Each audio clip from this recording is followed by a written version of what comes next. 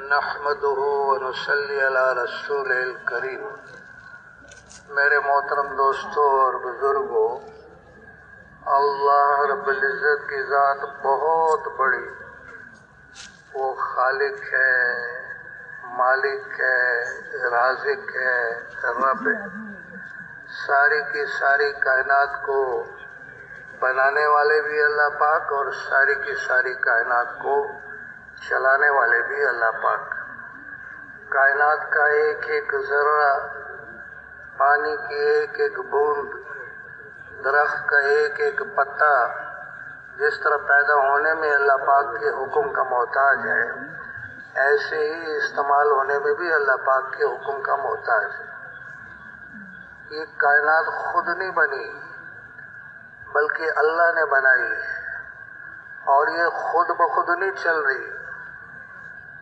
اللہ پاک کا ایک بہت بڑا غیبی نظام ہے جس کے ماتحت یہ ساری کائنات کا نظام چل رہا ہے۔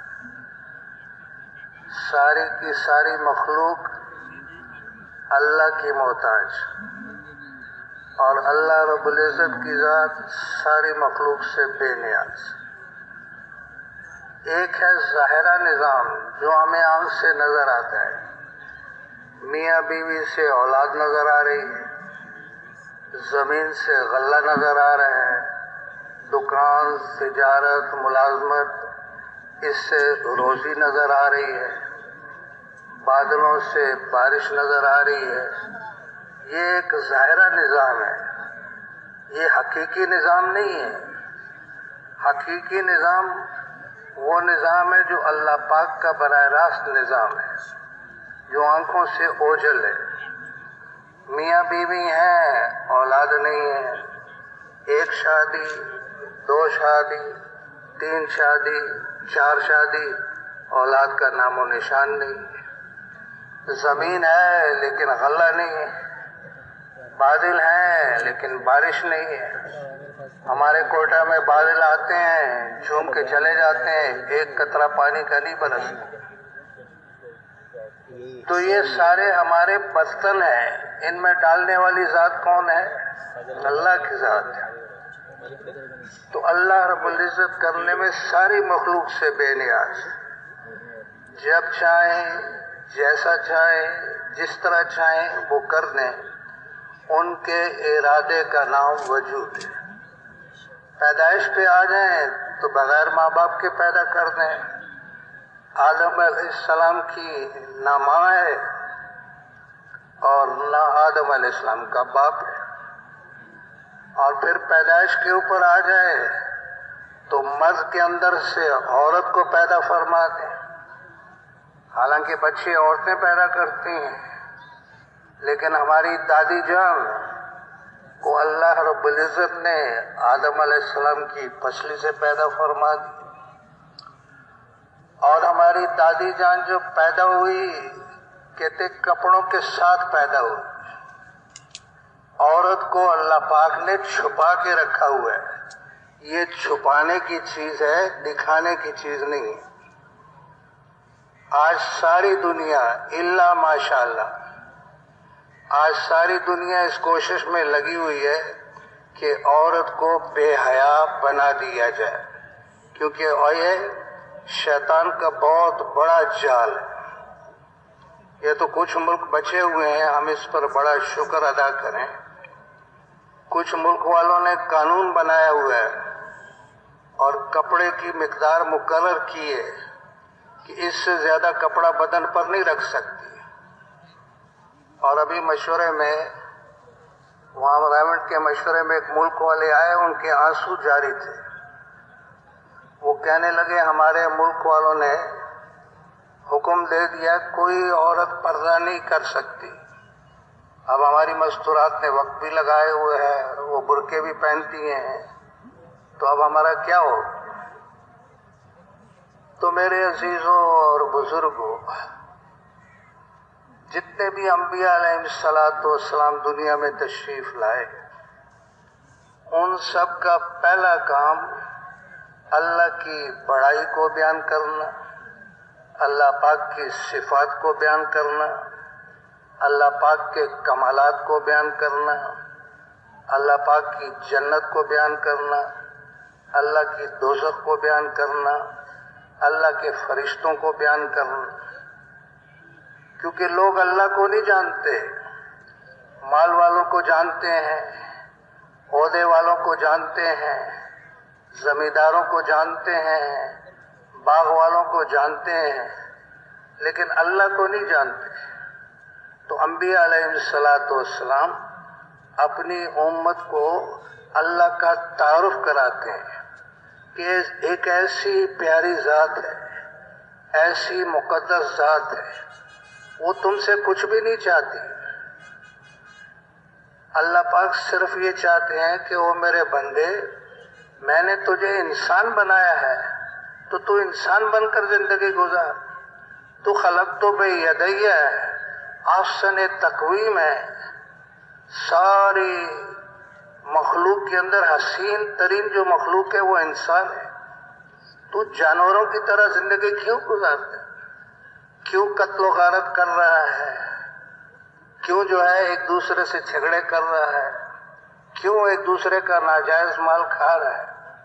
اللہ فرماتے ہیں انسان بن کر رہے. مولانا پالن پوری رحمت اللہ علیہ نے، اللہ پاک ان کی قبر کو نور سے بھر دے، فرمایا لفظ انسان جو ہے یہ انس سے نکلا ہے، اور انس کا مطلب ہے محبت. تو جس شخص میں محبت نہیں ہے وہ انسان ہی نہیں. تو تمام انبیاء علیہ السلام اللہ پاک کا تعارف کراتے رہے اور بتاتے رہے. اب جب لوگ یہ سنتے ہیں کہ اللہ کی کیسی پاکیزہ ذات ہے اور اس کے ایسے لامحدود خزانے ہیں اور اس نے ایسی جنت بنائی ہے، تو پھر پیغمبروں سے پوچھتے ہیں کہ اللہ کے خزانوں سے لینے کا طریقہ کیا ہے. جیسے کوئی پلازہ تیار ہو رہا ہو نا، تو اس کے فلیٹس کی جو ہے وہ ایڈورٹائزمنٹ ہو، تو لوگ پھر دفتر میں جا کے پوچھتے ہیں فلیٹ کس طرح ملے گا، کیا شرائط ہے؟ تو وہ پھر بتاتے ہیں ابھی شناختی کارڈ کی کاپی لگاؤ، اتنا ایڈوانس جمع کرو، یہ چیزیں کرو. تو تمام انبیاء علیہ السلام نے اللہ پاک کے خزانوں سے لینے کا اتنا آسان سیدھا سادہ نسخہ بتایا. ایک گنڈیری والا، ایک چھابڑی والا، ایک مونگ پھلی والا، ایک مزدور، ایک کلرک، ایک زمیندار، ایک چپڑاسی، سارے کے سارے ہی اس خزانے سے لے سکتے.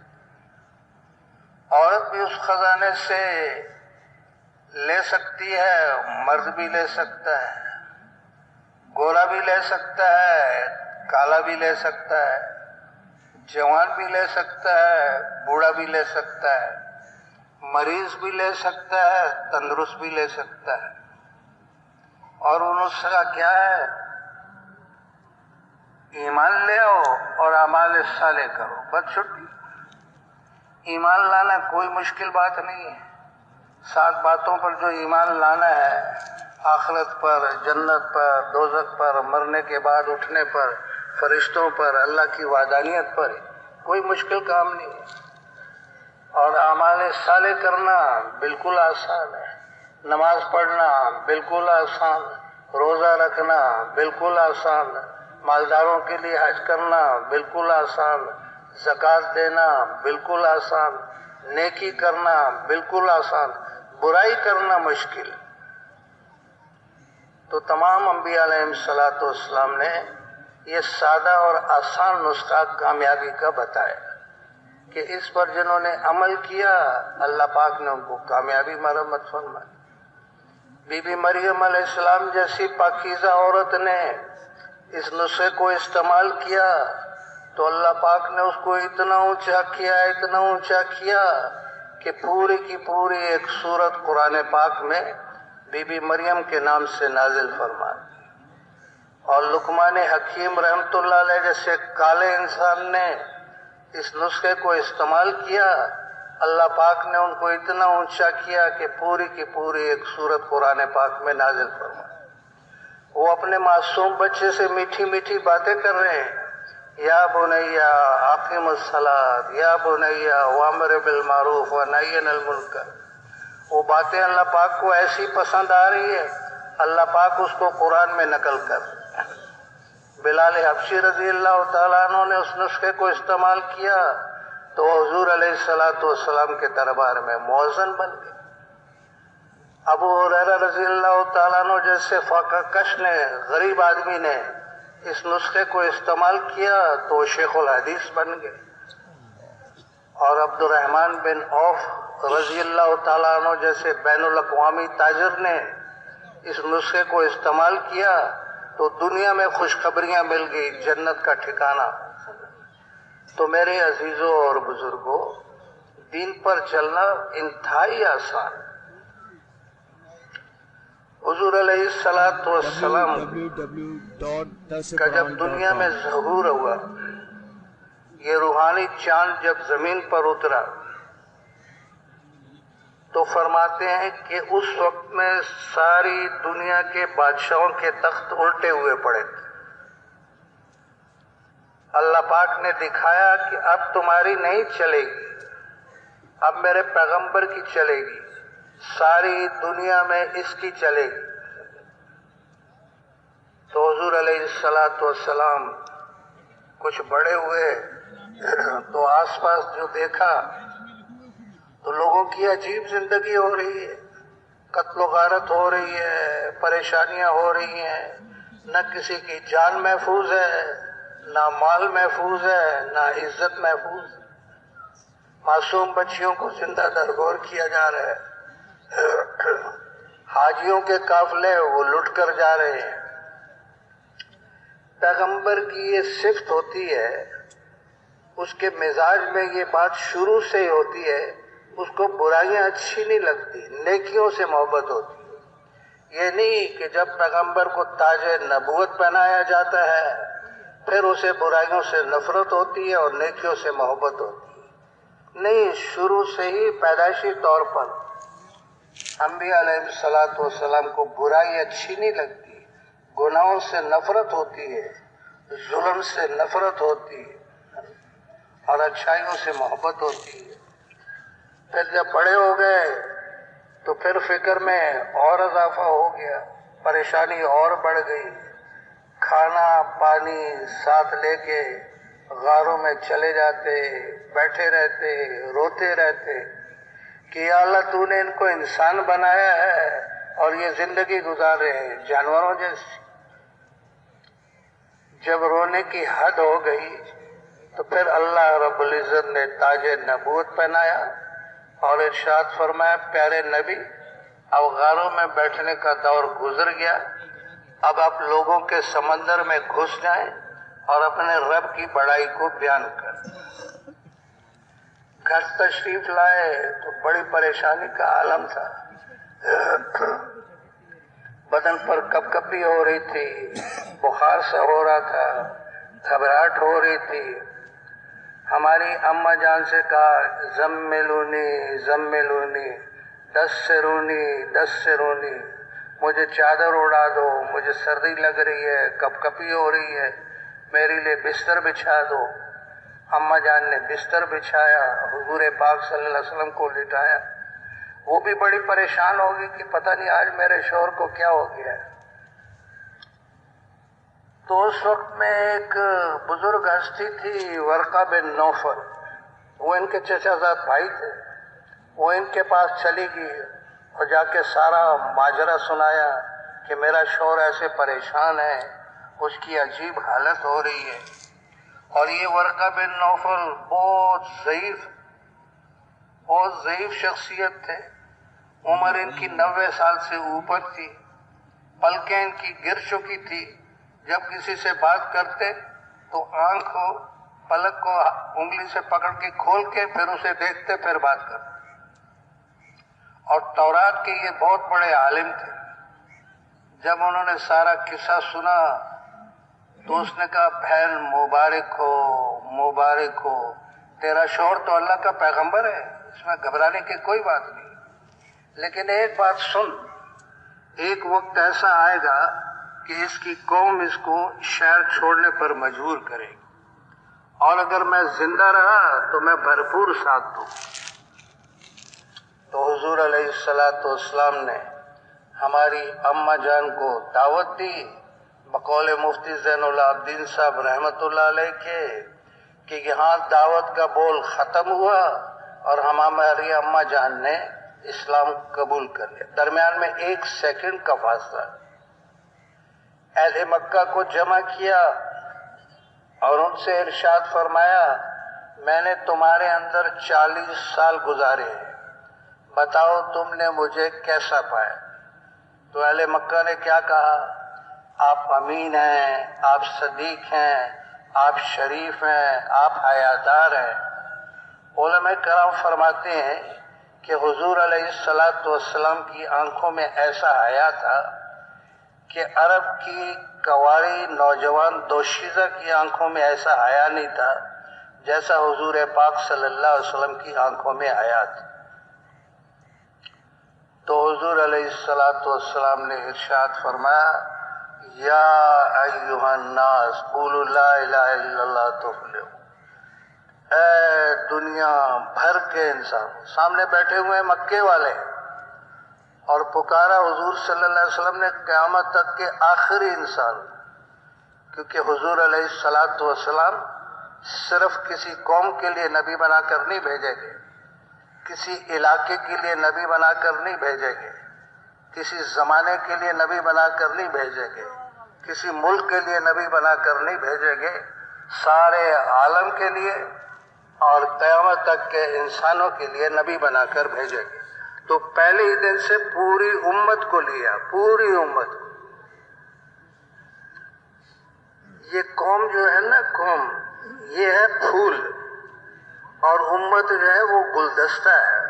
بہت سارے پھول مل کر پھر گلدستہ بنتا ہے. تو سینکڑوں قومیں مل کر پھر امت بنتی ہے.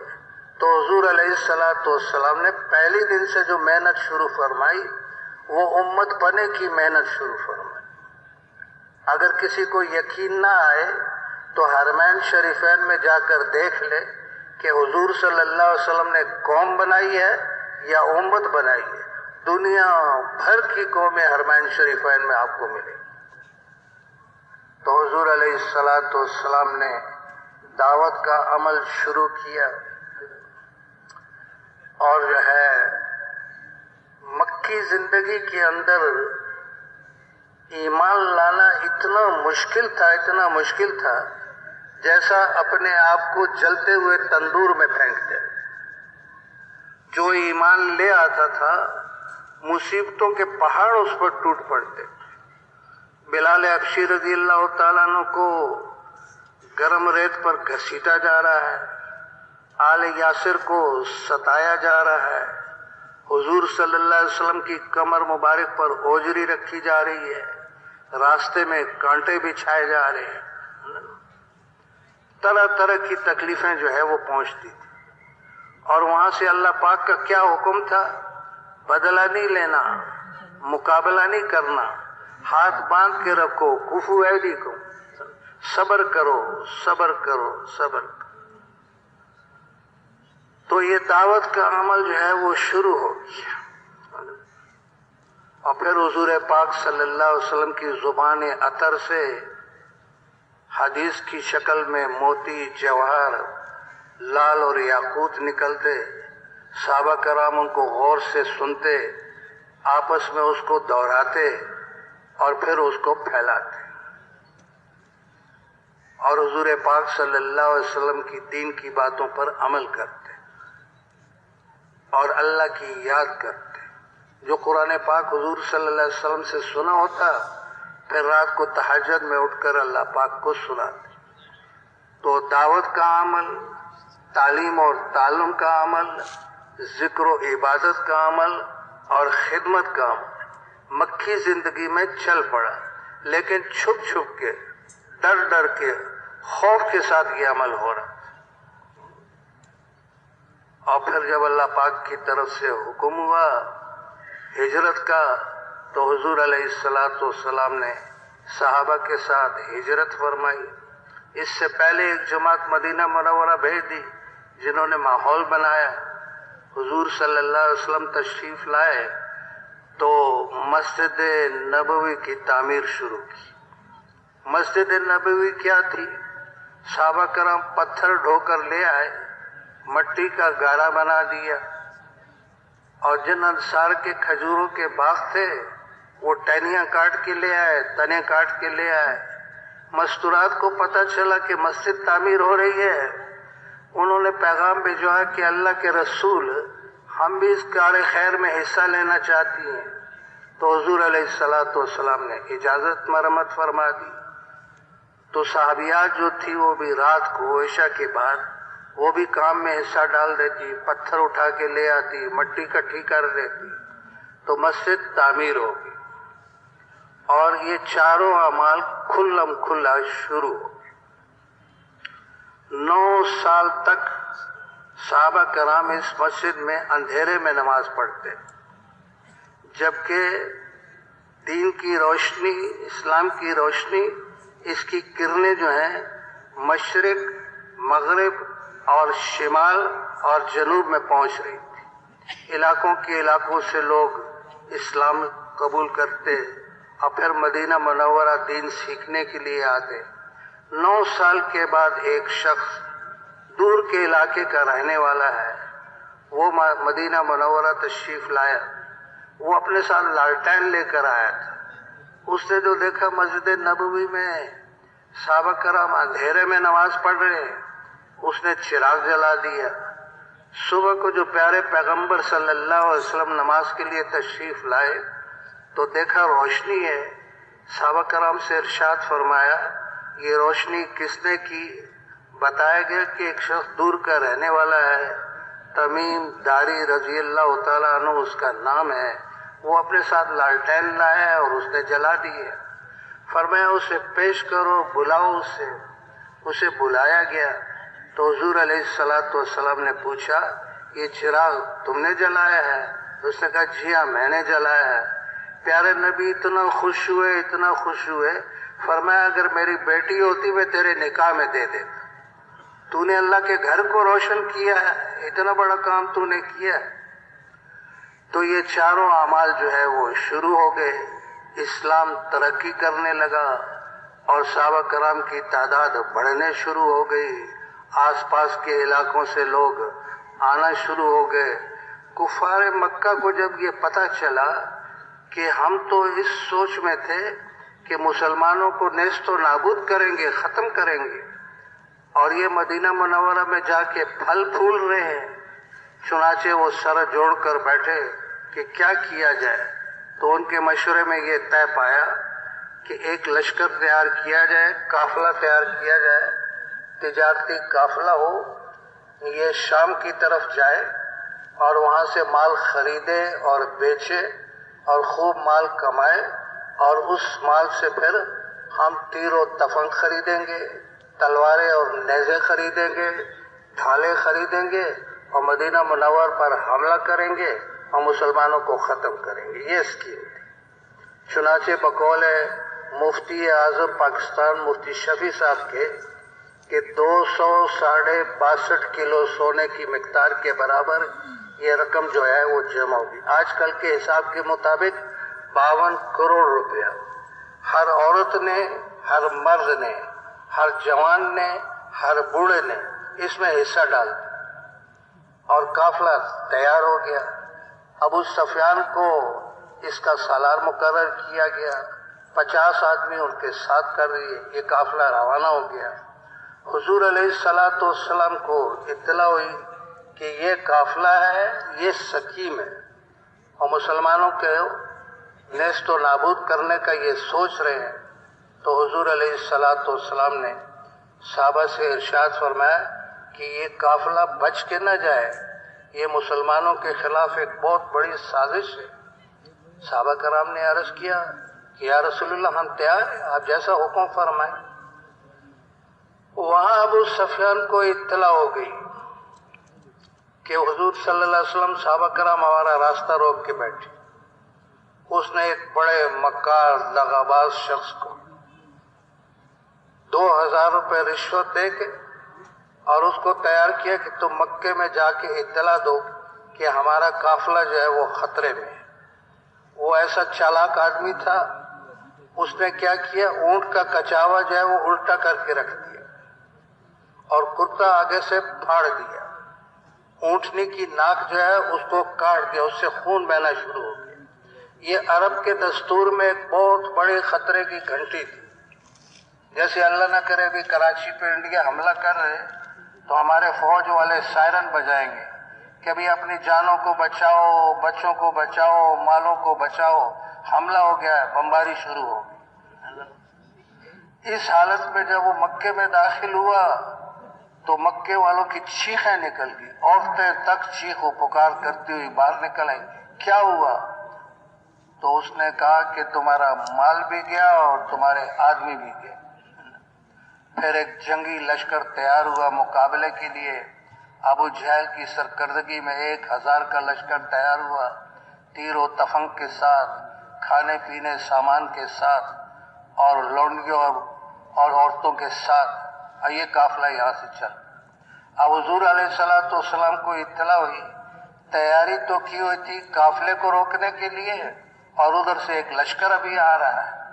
پھر صحابہ کرام کو جمع کیا، قربان جائیں صحابہ کرام۔ اب تقاضے کی نوعیت بدل گئی، پہلے قافلے کو روکنا تھا، اب ایک جنگی لشکر سے لڑائی کرنی تھی۔ تو حضور علیہ السلام نے ارشاد فرمایا کہ اب بتاؤ کون تیار ہے؟ قربان جائیں صحابہ کرام کی ایسی مبارک ہستیاں جن کا ذکر جو ہے انجیل میں بھی اور زبور میں بھی اور تورات میں بھی ان کا ذکر ہے، اور اللہ پاک نے ان روحوں کو حضور پاک صلی اللہ علیہ وسلم کی صحبت کے لیے پسند فرمایا۔ تو صحابہ کرام نے عرض کیا کہ اللہ کے رسول آپ غم نہ کھائیں، ہم آپ کے ساتھ ہیں، ہم آپ کے دائیں بھی لڑیں گے، ہم آپ کے بائیں بھی لڑیں گے، ہم آپ کے آگے بھی لڑیں گے، ہم آپ کے پیچھے بھی لڑیں گے۔ اگر آپ حکم دیں سمندر میں کود جاؤ، ہم اس کے لیے تیار ہیں۔ اگر آپ حکم دیں پہاڑوں سے چھلانگیں مارو، ہم اس کے لیے بھی تیار ہیں۔ اے اللہ کے نبی آپ فکر نہ کریں۔ تو حضور علیہ السلام بہت خوش ہوئے، تعداد جو گنی تو 313 تھی۔ ارشاد فرمایا اصحاب طالوت کی تعداد اصحاب جالوت کے مقابلے میں 313 تھی اور اللہ پاک نے ان کو فتح نصیب فرمایا۔ اور دونوں لشکر جو ہے وہ آمنے سامنے پہنچ گئے بدر کے میدان میں۔ حضور صلی اللہ علیہ وسلم ساری رات اللہ پاک کے سامنے گرے اور زاری کرتے رہے اور عرض کیا کہ یا باری تعالیٰ یہ مٹھی بھر جماعت ہے، اگر یہ ختم ہو گئی قیامت تک تیرا نام لینے والا باقی نہیں رہے گا۔ یا اللہ ان کی مدد فرما، یہ بھوکے ہیں ان کو کھانا کھلا، ان کے کپڑے نہیں ہیں ان کو کپڑے دے، اور یا اللہ ان کی تعداد کم ہے تو ان کو فتح نصیب فرما۔ صبح کے وقت ابو بکر صدیق رضی اللہ تعالیٰ عنہ تشریف لائے، حضور صلی اللہ علیہ وسلم سجدہ ریز ہیں، آ کے عرض کیا اللہ کے رسول اب تو رونے کی حد ہو گئی۔ ساری رات اب اللہ پاک سے مانگتے رہے۔ حضور صلی اللہ علیہ وسلم نے سجدے سے سر اٹھایا، آنکھوں سے آنسوں کی جھڑی چل رہی تھی۔ ارشاد فرمایا کہ جی ابو بکر اللہ پاک نے میرے ساتھ وعدہ کر لیا ہے کہ میں تمہیں فتح دوں گا، اور نشاندہی کی ابو جہل یہاں جہنم رسید ہوگا، عتبہ یہاں جہنم رسید ہوگا، شیبہ یہاں جہنم رسید ہوگا۔ اب یہ جنگ ابھی تک شروع نہیں ہوئی تھی، قبیلہ بنو غفار کے 2 شخص سے وہ وہاں سے گزر رہے تھے۔ انہوں نے جو دیکھا 2 لشکر آمنے سامنے ہیں تو انہوں نے کہا کہ چلو ان کی لڑائی ہوگی، ہم تماشا دیکھیں۔ وہ پہاڑی کی چوٹی پہ چڑھ گئے، وہ جو اوپر تک گئے تو انہیں گھوڑے کے ہنہنانے کی آواز آئی۔ اوپر جو دیکھا تو بادلوں میں سے ایک گھوڑا براق اتر رہا ہے اور غیب سے آواز آئی ہیزوم نیچے اتر۔ ہیزوم جبرائیل امین کے گھوڑے کا نام ہے، براق کا نام ہے۔ تو غیر مسلموں نے بھی اللہ پاک کی مدد کو آنکھ سے دیکھ لی۔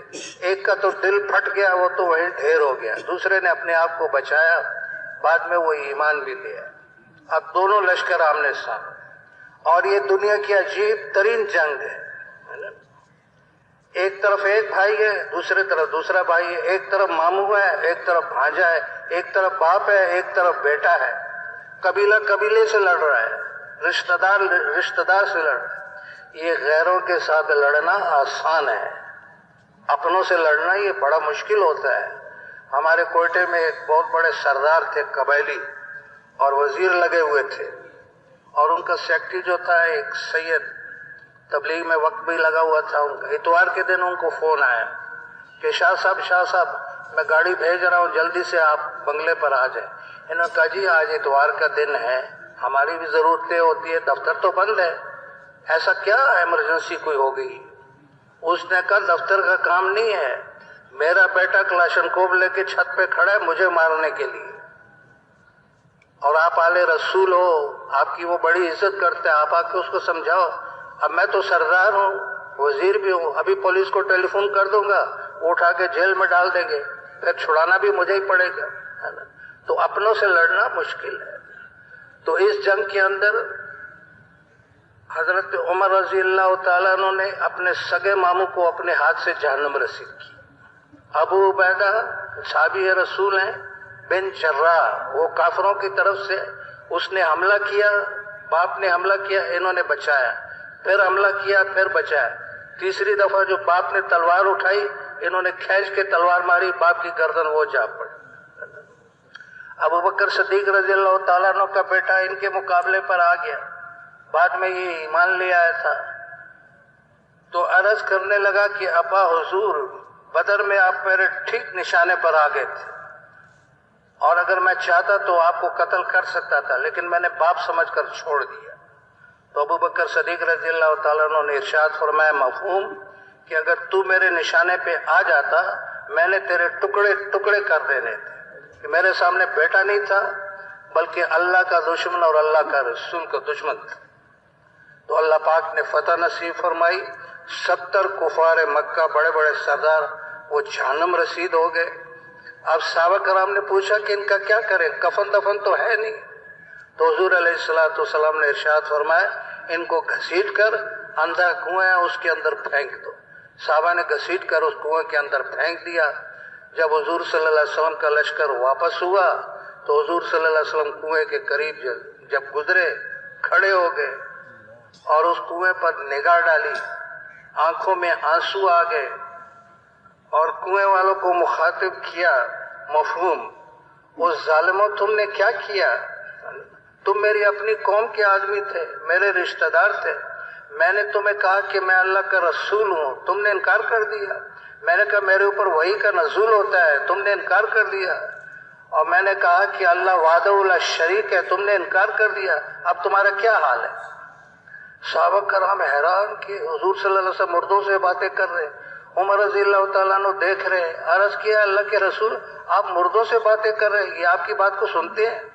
ارشاد فرمایا عمر سن، جس طرح تو میری بات کو سن رہا ہے نا اس طرح یہ بھی میری بات کو سن رہے ہیں، لیکن ان کو جواب دینے کی اجازت نہیں۔ تو میرے عزیزوں اور بزرگوں، اللہ پاک نے کفر کی کمر کو توڑ کے رکھ لیا، اسلام کو فتح نصیب فرمائی اور اسلام ترقی کرنے لگ پڑا۔ پھر ایک وقت ایسا آیا کہ 10,000 کے لشکر کے ساتھ حضور پاک صلی اللہ علیہ وسلم مکے پر حملہ آور ہوئے، اور انکساری کا یہ حال تھا کہ سر مبارک بار بار اونٹنی کے کوہان سے لگ رہا تھا کہ یا اللہ تو نے ہی مدد فرمائی، اکیلے تو نے ہی مدد فرمائی۔ دستے بنے ہوئے تھے، کسی کی زبان سے یہ بات نکلی کہ الیوم الملحمہ، آج بدلے کا دن ہے، آج ہم ان کانٹوں کا بھی حساب لیں گے جو حضور صلی اللہ علیہ وسلم کے راستے میں بچھائے جاتے تھے، اس اوجری کا بھی حساب لیں گے، بلال حبشی کے ریت پر لٹانے کا بھی حساب لیں گے، خباب کے انگاروں پر بھولنے کا بھی حساب لیں گے۔ نبی علیہ السلام کو جو یہ بات پہنچی تو ارشاد فرمایا الیوم المرحمہ، آج رحمت کا دن ہے، پیغمبر بدلے لینے کے لیے نہیں آتا بلکہ معاف کرنے کے لیے آتا۔ اور جب یہ لشکر مکے میں داخل ہوا ایسا اعلان کیا کہ آج تک کسی لشکر نے ایسا اعلان نہیں کیا، اور نہ ہی قیامت تک کوئی ایسا اعلان کوئی لشکر کرے گا۔ ارشاد فرمایا बूढ़े को कत्ल नहीं करना, औरत को कत्ल नहीं करना, बच्चे को कत्ल नहीं करना, जो अपने घर का दरवाजा बंद कर ले उसको कत्ल नहीं करना, जो नौजवान तलवार फेंक दे उसको कत्ल नहीं करना, जो हरमैन शरीफैन में दाखिल हो जाए उसे कत्ल नहीं करना, जो अबू सफियान के घर में दाखिल हो जाए उसे कत्ल नहीं करना, वो ईमान ले आए थे। और इरशाद फरमाया, आज मेरा वो ऐलान है जो यूसुफ अलैहिस्सलाम ने अपने भाइयों के लिए ऐलान किया था, ला तस्रीब अलैकुमुल यौम, आज सबको मैंने माफ कर। तो हुजूर अलैहिस्सलातु वस्सलाम ने ऐसी मेहनत फरमाई और सहाबा कराम ने पूरा साथ दिया। 150 के करीब जमातें और लश्कर तैयार होकर ये अल्लाह पाक के रास्ते में निकले। 25 में जो है हुजूर सल्लल्लाहु अलैहि वसल्लम तकरीबन खुद तशरीफ ले गए, बाकी में सहाबा कराम को अमीर बनाया और अल्लाह पाक के रास्ते में निकाल। अब सहाबा कराम की एक तो ये कुर्बानी है ना, घर छोड़ा, बीवी बच्चे छोड़े, कारोबार छोड़ा, ये भी कुर्बानी है। लेकिन इससे ऊंची कुर्बानी क्या है? हरमैन शरीफैन की नमाजों को छोड़ा, 50,000 नमाज का सवाब, 1,00,000 नमाज का सवाब। इससे भी ऊंची कुर्बानी हुजूर पाक सल्लल्लाहु अलैहि वसल्लम की सोबत को छोड़ा और दुनिया में फैल गए। अगर वो घरों से न निकलते और कुर्बानी न देते तो आज ये इतनी रौनक जो नजर आ रही है ये कहां से नजर आती? तो सहाबा कराम सारी दुनिया में, एक साहबी रजी अल्लाह तआला अन्हु के 10 बेटे हैं, 10 के 10 मुल्कों में जो है वो दफन। तो मेरे अजीजों और बुजुर्गों, और उस वक्त तबलीग ना ऐसी सवारियां थी जैसे आजकल है और ना ऐसी सहूलियात थी जो आजकल है। गधे, घोड़े और ऊंटों का सफर होता था, मुशक्कत वाला सफर। आगे कुफार तलवारें लेकर खड़े हुए हैं, मुकाबले के लिए खड़े हैं, कोई ईमान लाने को तैयार नहीं होता था। इस हालत में उन्होंने दीन को फैलाया और अल्लाह रब्बुल इज्जत ने दीन की रोशनी जो है सारे आलम के अंदर फैलाई।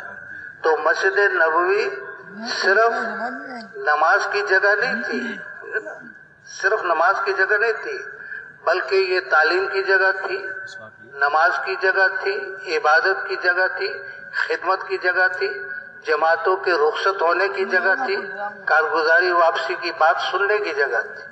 तो ये सारे अमाल जो है वो हो रहे थे। और सहाबा कराम फिर नमाजों की मशक करते, नमाजों को ऐसा बनाया था जो भी मसला पेश आता नमाज की नीयत बांधते और अल्लाह पाक से वो हल करा ले।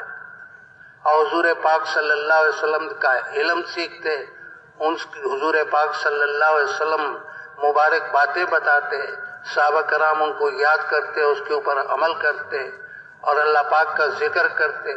और आपस में ऐसा सलूक था बकौल मुफ्ती ज़ैनुल आबिदीन साहब रहमतुल्लाह अलैह के, कि अगर मदीने की बस्ती की आबादी 10,000 की लगाई जाए तो हर आदमी के 9,999 हमदर्द थे। एक का बच्चा बीमार तो 10,000 का बच्चा बीमार, एक के बच्चे की शादी तो 10,000 के बच्चों की शादी। ऐसा आपस में जो है वो सलूक और ऐसा भाईचारा।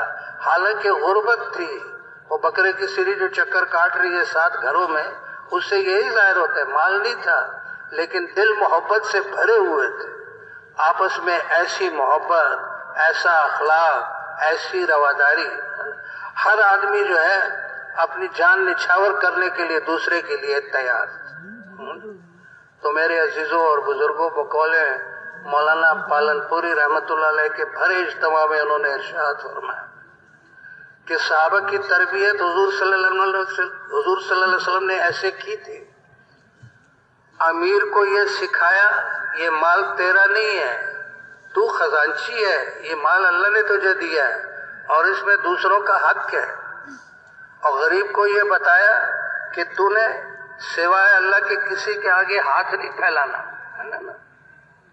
बकौल मुफ्ती ज़ैनुल आबिदीन साहब रहमतुल्लाह अलैह के कि कुरान पाक उठाकर देख लो, उसमें देना देना देना भरा हुआ है। माँ बाप को दो, गरीबों को दो, मस्कीनों को दो, मोहताजों को दो, मुसाफिरों को दो, कैदियों को दो, देना देना, है ना। और सारी अदालतें, सारे थाने, सारी कचहरियां, सारी कोर्ट्स किससे भरी हुए? लेना लेना लेना। ایک مقدمہ بھی ایسا نہیں ہے کہ او جج صاحب، او ڈی جی صاحب، او ایس پی صاحب میں نے فلانے کی زمین دبا لی تھی اور اس وقت میں اندھیرے میں تھا اور میرے دل کے اوپر اندھیرا چھایا ہوا تھا، اب جو ہے میرے اوپر حقیقت کھل گئی ہے، جو کسی کی ایک بالش زمین دبائے گا قیامت کے دن 7 طبق کاٹ کے اس کے گلے میں ڈال دیے جائیں گے۔ میں نے کسی کا پیسے کھا لیے تھے، اس وقت مجھے پتہ نہیں تھا، اب میرے پاس پیسے ہیں، میں دینا چاہتا ہوں لیکن وہ آدمی مل نہیں رہا۔ ایس پی صاحب آپ اس کو تلاش کر لیں، تحصیلدار صاحب آپ اس کو تلاش کر لیں، میں اس کی زمین ایک کیس بھی ایسا نہیں، سب لینا لینا لینے سے بھرے ہوئے۔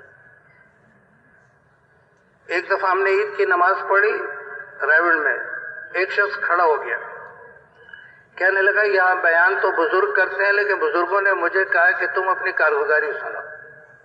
تو کہنے لگا میں سکھر کا رہنے والا ہوں اور میں پہلے ہندو تھا اور ہندو برادری کا چودھری تھا، میں کس طرح مسلمان ہوا یہ بتا دو۔ کہتے کچھ مسلمان نوجوان میرے سے سودا لے جاتے تھے، اڑتیوں کا کاروباری ہوں میں، 4-5 مہینے وہ نظر نہیں آئے، پھر جو نظر آئے تو میں نے دیکھا ان کی شکلیں تبدیل، کپڑے تبدیل، بات کا انداز تبدیل، میں حیران ہو گیا۔ میں نے ان سے کہا تم حج پر گئے تھے نظر نہیں آئے؟ انہوں نے کہا نہیں ہم حج پر نہیں گئے تھے، ہم تو ریونڈ گئے تھے، 4 مہینے لگا کے آئے۔ پھر وہ نوجوان کہنے لگے سیٹھ صاحب ہمارا آپ کے ساتھ بڑا ضروری کام ہے۔ میں نے کہا بھی بتاؤ کیا کام ہے؟ تو انہوں نے کہا کہ آپ کے ساتھ ہمارا لین دین تھا، اس لین دین میں ہم نے آپ کے اتنے 1000 روپے کھائے ہوئے ہیں جو آپ کو پتہ نہیں ہے۔ کہتے میں نے رجسٹر کھولا، دیکھا ان کے ذمہ کوئی پیسے نہیں تھے۔ تو میں نے کہا کہ بھئی میرے کھاتے میں تو کوئی پیسے نہیں۔ اس نے کہا وہ آپ کو نہیں پتا، وہ ہمیں پتا ہے، اور پیسے ابھی ہمارے پاس نہیں ہیں، پیسے جو تھے وہ تو ہم تبلیغ میں لگا کے آگے، ہم نے حساب بنا لیا ہے، آپ اپنے رجسٹر پر چڑھا لیں، ہم آپ کو قسطوں میں پیسے واپس کریں گے۔ کہتے میں نے ان کو کہا کہ تم مسلمان پہلے سے تھے یا ریونڈ میں جا کر کلمہ پڑھا ہے؟ تو انہوں نے کہا نہیں ہم تو جدی پشتی مسلمان۔ بولا پہلے آپ کو پتہ نہیں تھا؟ بولا پتہ تو تھا لیکن استحضار نہیں تھا۔ اب ڈاکو سے آپ یہ پوچھیں نا کہ ڈاکہ ڈالنا کیسا ہے تو وہ کیا کہے گا؟ ثواب ہے، ایسا نہیں کہے گا، کہے گا گناہ ہے۔ اور اسے کہو کہ نماز پڑھنا کیسا ہے تو وہ یہ کہے گا کہ گناہ ہے، ایسا نہیں کہے گا، کہے گا ثواب ہے، نماز پڑھنا ثواب ہے، ڈاکہ ڈالنا گناہ ہے، لیکن ڈاکہ ڈال رہے نماز نہیں پڑھ رہا، استحضار اس کا نہیں ہوا۔ تو میرے عزیزوں اور بزرگوں کہتے ہیں بزرگ ابھی یہ فرما رہے ہیں کہ دیکھو بھئی ایک مدت ہو گئی، 80-90 سال ہو گئے یہ تبلیغ میں چلتے ہوئے، چلے لگاتے ہوئے، 4 مہینے لگاتے ہوئے۔ اب بزرگ فرما رہے ہیں اب دل اور دماغ تبلیغ کو دے دو اور نمبر 1 پر تبلیغ کو کر دو۔ یہ ساری دنیا میں جتنی بھی جماعتیں چل رہی ہیں یہ 4 کام کر رہی ہیں، دعوت کا عمل چل رہا ہے، تعلیم و تعلم کا عمل چل رہا ہے، ذکر و عبادت کا عمل چل رہا ہے، یہ چل رہا ہے، لیکن ہمارے یہ 4 عمل کچے ہیں، صحابہ کرام کے پکے تھے۔ ان کچے عملوں کے اوپر ساری دنیا میں تبدیلی آ رہی ہے۔ لاکھوں چور ڈاکو اللہ پاک نے تہجد گزار بن، عورتیں پردے میں آ گئی، لاکھوں لوگوں نے اپنے کاروبار ٹھیک کر گئے، لاکھوں عورتیں جو ہے ان کی زندگی بدل گئی۔ تو اس کچے اعمال سے یہ تبدیلی آ رہی ہے، اور اگر اصل پر ہم آ جائیں، اس کام کو مقصد بنا لیں، پھر کتنی بڑی تبدیلی جو ہے وہ ہے۔ تو کہتے ہیں جب آدمی کسی کام کا عزم کر لیتا ہے نا، پھر اللہ اس کے لیے راستے کھول دیتے ہیں۔ بڑے حضرت جی رحمۃ اللہ علیہ نے مولانا سعید احمد خان صاحب سے ارشاد فرمایا ساری دنیا کی نیت کر لو۔ عرض کیا جی میں نے کر لی ساری دنیا کی نیت۔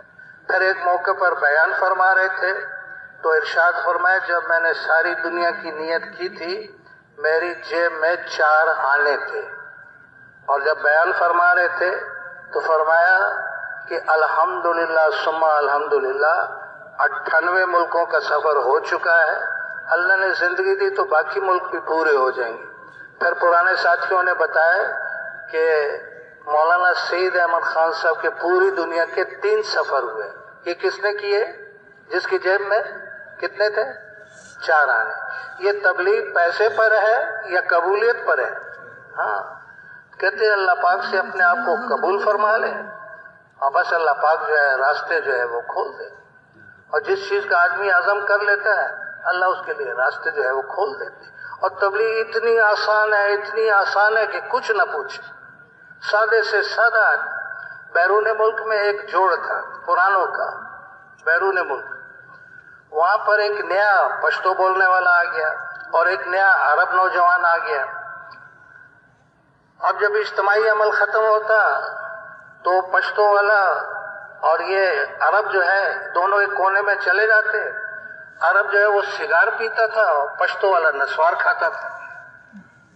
اب دونوں ایک دوسرے کو دیکھ رہے ہیں. پشتو والا عربی نہیں جانتا، عرب جو ہے وہ پشتو نہیں جانتا. تو پشتو والے نے ہمت کی، اس نے کہا یا شیخ 3 چلے رائیونڈ پاکستان. بھائی اتنی بات کی، اتنی دعوت دی، بات آئی گئی ہوگی. 2-3 سال کے بعد یہ پشتو والا حرمین شریفین گیا ہوا تھا تو وہاں پیچھے سے آ کے کسی آدمی نے اس کو پکڑ لیا. اس نے جو مڑ کے دیکھا تو ایک بڑا خوبصورت نوجوان ہے، عرب ہے، اتنی داڑھی رکھی ہوئی ہے. اس نے اسے کہا میں نے تجھے پہچانا نہیں. اس نے اس ملک کا نام لیا، اس جوڑ کا نام لیا اور اس نے کہا کہ آنا سگار و انتم نسوار. 3 چلے رائیونڈ پاکستان، میں نے 3 چلے لگا لی. تو اللہ ایسے راستہ کھولتے ہیں. ایک سردار تھا فرنٹیئر کا، بڑا خوبصورت نوجوان، لیکن داڑھی نہیں رکھتا تھا. حالانکہ پٹھان اکثر داڑھی رکھتے ہیں. اور پھر اوپر سے اور ایک بات یہ تھی کہ اس کی بیوی کو بھی داڑھی سے چڑ تھی، اس کو بھی داڑھی اچھی نہیں لگتی تھی. تبلیغ والوں کے قریب آیا، سروزے لگائے، 4 مہینے میں چلا گیا. اب اتنی داڑھی رکھ لی. اب جب واپس آیا اب سوچ رہا ہے کہ بیوی سے جھگڑا تو ہوگا.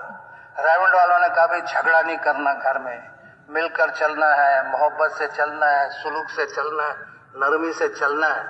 اب یہ جو گھر پہنچا اس نے سلام کیا. بیوی نے جو داڑھی دیکھی وہ لال پیلی ہو کے غصے سے کمرے میں چلی.